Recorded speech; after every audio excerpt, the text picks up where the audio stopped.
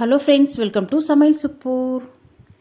சுவையான தக்காளி ஊறுக்காய் எப்படி செய்தாங்க பார்க்க போகிறோம். இப்போ தக்காளி சீசன் தான். நம்ம இந்த மாதிரி செஞ்சு வச்சிட்டோன்னா ஒரு மாதத்துக்கு சைடிஷ் தொல்லையே இல்லை. ரொம்ப ரொம்ப சூப்பராக இருக்கும். டிஃபனுக்கு மட்டும் இல்லை, சாதம் எல்லாத்துக்குமே சூப்பராக இருக்கும். இந்த ஊறுகாய் செஞ்சுட்டு இந்த கடாயில் கொஞ்சம் சாதம் போட்டு பிசைஞ்சு சாப்பிட்டா அவ்வளோ தேவாமிர்தமாக இருக்கும்.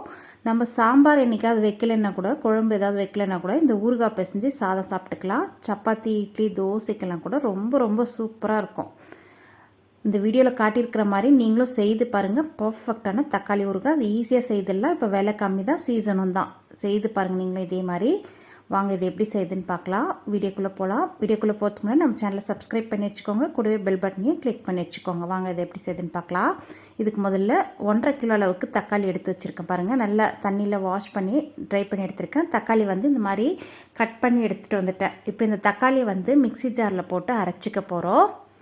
தக்காளி உங்களுக்கு ஜாரில் எந்த அளவுக்கு அரைக்குமோ அந்த அளவுக்கு நீங்கள் போட்டு அரைச்சிக்கலாம். நான் ஒரு 3 பேட்சாக போட்டு அரைக்க போகிறேன். ஃபஸ்ட்டு பேட்ச்சு சேர்த்துருக்கேன். கூடவே ஒரு சின்ன லெமன் அளவுக்கு புளி நல்லா கரைச்சி எடுத்துகிட்டு வந்திருக்கேன் பாருங்கள். அந்த சாறை மட்டும் இதில் சேர்த்துட்டு தேவையான அளவுக்கு உப்பு, ஒரு 4 டேபிள் ஸ்பூன் அளவுக்கு உப்பு சேர்த்துருக்கேன். சேர்த்துட்டு நல்லா நைஸாக இந்த மாதிரி பேஸ்ட்டாக அரைச்சிட்டு வந்துடணும். பாருங்கள், இந்த மாதிரி நைஸாக இருக்கணும், விழுதாக இருக்கணும். இப்போ இதை ஒரு பாத்திரத்தில் மாற்றிக்கலாம். நெக்ஸ்ட்டு பேட்சும் அதே மாதிரி போட்டு அரைச்சி நம்ம சேர்த்துக்கலாம். நீங்கள் டைரெக்டாக அரைச்சி கூட கடாயில் சேர்த்துக்கலாம். நான் வீடியோ பர்பஸ்க்காக இது ஒரு பாத்திரத்தில் மாற்றிக்கிறேன். இப்போ நெக்ஸ்ட்டு உங்களுக்கு காட்டணும் இல்லைங்களா, அதுக்காக நெக்ஸ்ட்டு பேட்சும் போடுறேன் பாருங்கள். இதையும் நைஸாக அரைச்சி அதிலே சேர்த்துக்கலாம். 3rd பேட்ச் பாருங்கள், இது 2nd பேட்ச் அரைச்சி இல்லைங்களா, அது உள்ள சேர்த்தாச்சு. 3rd பேட்ச் அரைச்சாச்சு. அடுத்ததாக ஸ்டவ் ஆன் பண்ணிட்டு கடாயை வச்சுருக்கேங்க. இதில் ஒரு 200 ml அளவுக்கு குக்கிங் ஆயில் சேர்த்துருக்கேன். கூடவே ஒரு 4 டேபிள் ஸ்பூன் அளவுக்கு நல்லெண்ணெய் சேர்க்குறேன். நல்லெண்ணெயிலையும் ஃபுல்லாக செய்யலாம், ஆனால் அந்த வாசனை பிடிக்காது இல்லைங்களா ஒரு சிலருக்கு. அதனால் நான் குக்கிங் ஆயிலும் நல்லெண்ணெயும் கலந்துருக்கேன். கூடவே 1.5 டீஸ்பூன் அளவுக்கு கடுகு சேர்த்துட்டு, கடுகு இந்த மாதிரி நல்ல படப்படன்னு பொரிஞ்சு வரணும். அதுக்கப்புறம் ஒரு 3/4 டீஸ்பூன் அளவுக்கு பெருங்காயத்தூள் சேர்த்துருக்கேங்க. அடுத்ததாக நம்ம அரைச்சி வச்சுருக்கோம் இல்லையா, அந்த விழுதை ஸ்டவ் நல்லா சிம் பண்ணிவிட்டு சேர்த்துக்கலாம். கொஞ்சம் கொஞ்சமாக இந்த மாதிரி சேர்த்துக்கோங்க. சேர்க்கும் போது கொஞ்சம் அந்த புகை வர மாதிரி இருக்கும். அது ஒன்றும் பயப்பட தேவையில்லை. இந்த மாதிரி சேர்த்துக்கலாம். நம்ம அரைச்ச விழுது எல்லாத்தையுமே சேர்த்தாச்சு. சேர்த்துட்டு நல்லா கலந்து விட்டுக்கலாம். இது ஜஸ்ட் அப்படியே ஒரு பபுள்ஸ் கொதிக்கட்டும். அந்த நேரத்தில் பார்க்கலாம். பாருங்கள், இந்த மாதிரி நல்லா கலந்து விட்டுக்கலாம். நம்ம ஃபஸ்ட்டு எண்ணெய் சேர்த்துட்டதுனால இதுக்கப்புறம் நம்ம எண்ணெய் சேர்க்க தேவையில்லை. இதுவே நல்ல எண்ணெய் பிரிஞ்சு வரும் பாருங்கள். இந்த மாதிரி பபுள்ஸ் மாதிரி கொதிச்சு வருது இல்லையா. இப்போ மிக்ஸி ஜாரில் கொஞ்சமாக தண்ணி சேர்த்து அலசிட்டு இது உள்ளே சேர்த்துக்கலாம். அடுத்ததாக மிளகாய்த்தூள், தனி மிளகாய்த்தூள் சேர்க்குறேன். நான் ஒரு 4 டேபிள் ஸ்பூன் அளவுக்கு மிளகாய்த்தூள் சேர்த்துருக்கேன். சேர்த்துட்டு நல்லா கலந்து விட்டுக்கலாம். இது நல்லா கலந்து விட்டுட்டு அப்படியே மூடி வச்சிடலாம். அதுக்கு முன்னாடி நம்ம உப்பு காரம் செக் பண்ணிக்கலாம். ஒரு சில தக்காளி ஒவ்வொரு மாதிரி இருக்கும் பாருங்கள். நான் உப்பு பத்தலை, அதனால் இன்னும் ஒரு 2 டேபிள் ஸ்பூன் அளவுக்கு சேர்த்துருக்கேன். அடுத்ததாக காரமும் பத்தலை, அதனால் இன்னும் ஒரு டீஸ்பூன் அளவுக்கு மிளகாய்த்தூள் சேர்த்துருக்கேன். சேர்த்துட்டு நல்லா கலந்து விட்டுட்டு இதை அப்படியே மூடி போட்டு மீடியம் டு ஹை ஃப்ளேமில் வச்சு கொதிக்க வச்சுக்கலாம். உப்பு காரெல்லாம் இப்போயே நீங்கள் செக் பண்ணிவிட்டு போடுறது நல்லது. பாருங்கள், நல்லா ஒரு பபுள்ஸ் கொதிக்குதா. இப்போ நம்ம மூடி வச்சுக்கலாம். இது கொதிக்கிட்டோம். நடுவில் மட்டும் ஓப்பன் பண்ணி கலந்து விட்டுக்கோங்க. பாருங்கள், ஒரு 1/4 மணி நேரம் ஆகிடுச்சு. நான் நடுவில் ஓப்பன் பண்ணி கலந்து விட்டுட்டே இருந்தேன்னா அடி பிடிச்சிடும். பாருங்கள், இந்த மாதிரி கலந்து விட்டுக்கலாம். நல்லா எண்ணெய் பிரிஞ்சு வந்திருக்கு. ஓரளவுக்கு திக்காய் வந்திருக்கு இல்லையா. இன்னும் நமக்கு ஊறுகாய் நல்லா திக்காய் வரணும். அதனால் கலந்து விட்டுட்டு மூடி போட்டு திரும்பவும் மூடி போட்டு வச்சிடலாம்.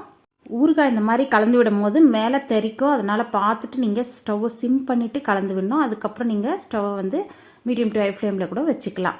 கொஞ்சம் திக்கார வரைக்கும் தான் மீடியம் டு ஹை ஃப்ளேமில். அதுக்கப்புறம் நம்ம மீடியம் ஃப்ளேமில் தான் வச்சு கலந்து விடணும். பாருங்கள், நல்லா கொதிக்குது. மூடி போட்டு வச்சிடலாம். அடுத்ததாக முக்கியமான இன்க்ரீடியன்ட் இதுதாங்க, ஊறுகாய் பவுடர் ரெடி பண்ணிக்கலாம். அதுக்காக ஒரு சின்ன கடாயில் 3 டேபிள் ஸ்பூன் அளவுக்கு கடுகு சேர்க்குறேன். கடுகு நல்லா அந்த படப்படன்னு பொரிஞ்சு வரும் பாருங்கள். அந்த சமயத்தில் இது கூட நம்ம 2 டேபிள் ஸ்பூன் அளவுக்கு வெந்தயம் சேர்த்துக்கலாம். கடுகு நல்லா வெடித்து வரணும் பாருங்கள். வீடியோவில் காட்டியிருக்கிறது மாதிரி கடுகு ஒன்றா வெடிக்கும். அந்த சமயத்தில் நம்ம ஒரு 2 டேபிள் ஸ்பூன் அளவுக்கு வெந்தயம் சேர்த்துக்கலாம். இது ரெண்டுமே வெந்தயம் சீக்கிரம் வறுபட்டு வந்துடும். அதனால தான் நம்ம கடுகு வெடிச்சதுக்கப்புறம் வெந்தயம் சேர்க்குறோம். வெந்தயத்தை முதல்ல சேர்த்துட்டோன்னா வெந்தயம் சீக்கிரம் செவந்துடும், கருகிடும். அதனால தான் கடுகு வெடிச்சதுக்கப்புறம் வெந்தயம் சேர்த்துட்டு சிம்மில் தான் வச்சு வறுக்கணும். அதிகமான தீயில் வச்சிட்டிங்கன்னா டக்குன்னு கருகிடும். அதனால் சிம்மில் வச்சு வறுத்துட்டு லைட்டாக கலர் சேஞ்ச் ஆனதும் அப்படியே ஸ்டவ் ஆஃப் பண்ணிவிட்டு வேறு ஒரு பிளேட்டுக்கு மாற்றிக்கலாம். நீங்கள் கடாயிலே விட்டுட்டிங்கன்னா கூட அது வந்து டார்க்காக கருகி போயிடும். அதனால தான் ஒரு பிளேட்டுக்கு உடனே மாற்றிடணும். இது அப்படியே ஆறட்டும். ஆறுனதுக்கப்புறம் இதை பவுட்ரு பண்ணிக்கலாம்.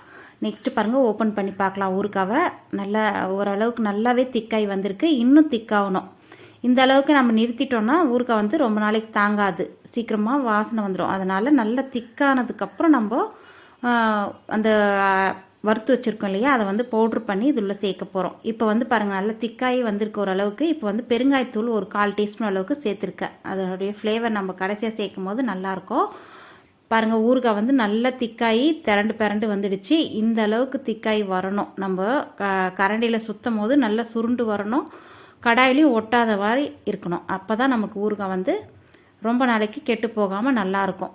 இந்த ஊறுகாய் வந்து ரூம் டெம்பரேச்சரில் 10லேருந்து 15 நாள் நல்லாயிருக்குங்க. ஃப்ரிட்ஜில் வச்சு சாப்பிட்டிங்கன்னா 2 மாதத்து வரைக்கும் கெட்டு போகாது. பாருங்கள், இப்போ ஸ்டவ் ஆஃப் பண்ணிவிட்டு இது நல்லா ஆறட்டும். ஆறுனதுக்கப்புறம் நம்ம அந்த ஊறுகாய் பவுடரை இது உள்ளே சேர்த்துக்கலாம். இதை அப்படியே ஸ்டவ் ஆஃப் பண்ணிவிட்டு ஆற விட்டுடலாம். நெக்ஸ்ட்டு வந்து நம்ம வறுத்து ஆற விட்டுருக்கோம் இல்லையா, அதை வந்து அரைச்சிக்கலாம். பாருங்கள், நல்லா ஆறி இருக்குது. இதை வந்து மிக்ஸி ஜாரில், சின்ன மிக்ஸி ஜாரில் சேர்த்துட்டு நல்லா நைஸாக ஃபைன் பவுடரை அரைச்சிக்கலாம். இது வந்து நம்ம கொஞ்சம் தான் சேர்க்க போகிறோம். மீதி வந்து ஒரு ஏர்டைட், பாருங்கள் நல்லா நைஸாக அரைச்சாச்சு. இதில் வந்து கொஞ்சம் தான் நம்ம சேர்க்க போகிறோம். மீதி வந்து ஒரு ஏர்டைட் கண்டெய்னர் எடுத்து சர்வ் பண்ணி வச்சுட்டோன்னா, நம்ம மற்ற ஊறுகாயெல்லாம் செய்கிறோம் இல்லையா, பூண்டு ஊறுகாய் அந்த மாதிரி செய்யும் போது நம்ம இது மாங்காய் ஊறுகாய் அதெல்லாம் செய்யும் போது இது சேர்த்துக்கிட்டோன்னா போதும். இதுதான் ஊறுகாய் பவுடர். இந்த ஊறுகாய் பவுடர் சேர்க்கும் போது தான் ஊறுகாய் வந்து ஃபுல்ஃபில் ஆகும். பாருங்கள், நெக்ஸ்ட்டு வந்து நல்ல ஊறுகாய் ஆறி வந்துடுச்சு. இப்போ வந்து நம்ம ஊறுகாய் பவுடரை சேர்த்துக்கலாம். நம்ம ரெடி பண்ணி வச்சுருந்தோம் இல்லையா, அந்த ஊறுகாய் பவுடர் ஒரு 1.5 டேபிள் ஸ்பூன் அளவுக்கு ஃபஸ்ட்டு சேர்த்துட்டு நல்லா கலந்து விட்டுக்கலாம். கலந்ததுக்கப்புறம் நம்ம இன்னொரு 1/2 டீஸ்பூன் அளவுக்கு ஊறுகாய் பவுட்ரு சேர்க்குறோம். டோட்டலாக 2 டேபிள் ஸ்பூன் அளவுக்கு ஊறுகாய் பவுட்ரு சேர்க்க போகிறேன். நீங்கள் இந்த ஊறுகாய் வந்து நல்லா ஆறுனதுக்கப்புறம் தான் இந்த ஊறுகாய் பவுட்ரு இது உள்ளே சேர்க்கணும். சூட்லேயே சேர்த்துட்டோன்னா ஊறுகாய் வந்து கசந்து போயிடும். அதனால் ஆறுனதுக்கப்புறம் சேர்த்துக்கோங்க. நீங்கள் எந்த அளவுக்கு தக்காளி எடுக்கிறீங்களோ அந்த அளவுக்கு எண்ணெய், காரம், புளிப்பு, உப்பெல்லாம் பார்த்துட்டு சேர்த்துக்கோங்க. சரியாக இருக்கும் ஊறுகாய்.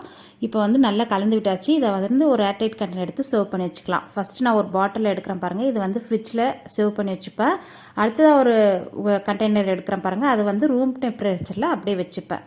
அது வந்து டெய்லி யூஸ்க்கு வச்சுப்பேன். இது வந்து ஃப்ரிட்ஜில் எடுத்து வச்சுட்டு அதுக்கப்புறம் நம்ம வேணுன்ற அளவுக்கு எடுத்து யூஸ் பண்ணிக்கலாம். ரூம் டெம்பரேச்சரில் வைக்கிறது வந்து நம்ம கையில் ஈரக்கை படாமல் பார்த்துக்கணும். ஈரக்கை கொஞ்சம் பட்டதுன்னா கூட பூசணை புத்த மாதிரி ஆகிடும். அதனால் ஈரக்கை படாமல் நீங்கள் பார்த்து ஊறுகாயை மெயின்டைன் பண்ணிக்கோங்க. அவ்வளோதான். இந்த ஊறுகாய் சாதத்தில் போட்டு பிசைஞ்சு சூப்பராக இருக்குங்க. இட்லி தோசைக்கெலாம் ரொம்ப நல்லாயிருக்கும். எனக்கு சாதத்தில் போட்டு பிசைஞ்சு சாப்பிட்டு தான் ரொம்ப பிடிக்கும். இட்லி தோசைக்கு நல்லாயிருக்கும். சைடிஷாக வச்சும் சாப்பிட்லாம். ரொம்ப சூப்பராக இருக்கும். கண்டிப்பாக இந்த ரெசிபி நீங்கள் மிஸ் பண்ணாமல் உங்கள் வீட்டில் ட்ரை பண்ணி பாருங்கள். சேம் இதே மெத்தடில் சூப்பராக வரும். இந்த ரெசிபி உங்களுக்கு பிடிச்சிருந்தா வீடியோக்கு ஒரு லைக் கொடுங்க. ஃப்ரெண்ட்ஸ் அண்ட் ரிலேட்டிவ்க்கு ஷேர் பண்ணிக்கோங்க. நம்ம சமையல் சூப்பர் சேனலை மறக்காமல் சப்ஸ்கிரைப் பண்ணி வச்சுக்கோங்க. நன்றி, வணக்கம்.